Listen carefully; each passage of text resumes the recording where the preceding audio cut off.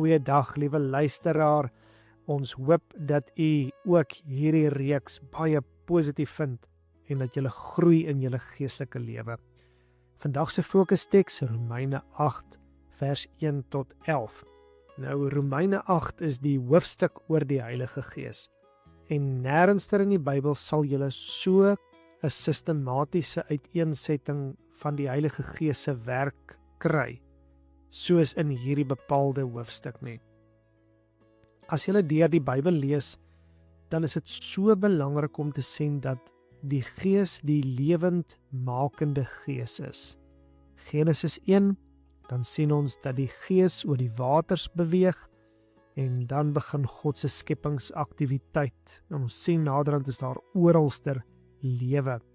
Ons dink aan 'n teks soos Esegiel 47, waterstrome wat by die tempel uitstroom en oralster word dieper en daai stroom word naderhand 'n rivier en oralster waar hierdie stroom beweeg is daar lewe.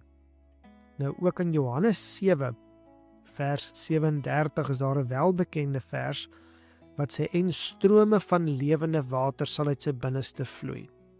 Nou daai vers het nie op ons betrekking nie, maar wel op Jesus. Die oomblik as die Gees van Christus gegee word, sal dit weer so strome van lewende water wat uit sy binneste vloei. En dan natuurlik bring dit oralster lewe. Ons dink maar aan die verhale van die disippels, kan julle ook sien. Petrus wat so maklik soeg voor 'n diensmeisie. Ken jy nie dalk vir Jesus nie? Nee, ek het hom nog nooit in my lewe gesien nie.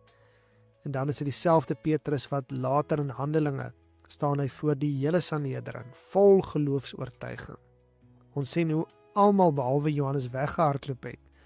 Maar dis daai selfde manne wat nadat die Heilige Gees uitgestort is, vol moed en vol oortuiging hulle lewe neerlê vir Christus en sy evangelie. Nou in hierdie gedeelte wat ons vanaand hanteer, gaan ons oor waar hoofstuk 7 vir ons afgesluit het met 'n stuk frustrasie van hoe kom ek los van hierdie sonde las.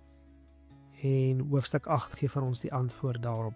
Daar is dus nou geen veroordeling vir diegene wat in Christus Jesus is nie.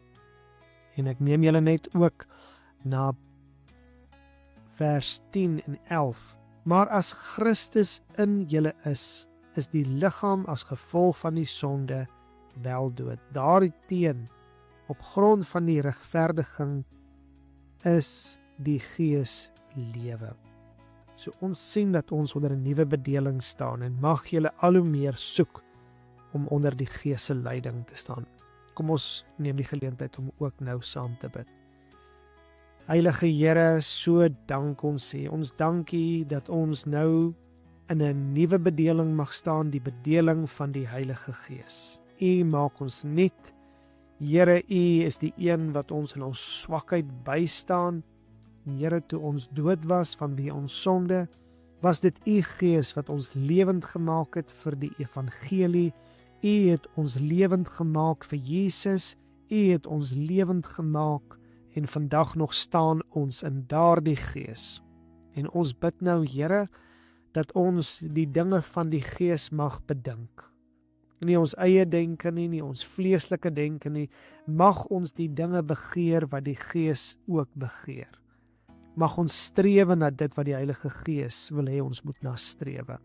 En so wil ek bid, Here, dat alles wat in vyandskap is teenoor U, alle vleeslikheid van ons, dat dit tot 'n sterwe sal kom en dat ons waarlik lewe en vrede in die Gees van Christus mag hê. Mag ons U tevrede wil stel. Heilige Gees, lei ons daartoe om in U gehoorsaam te wees.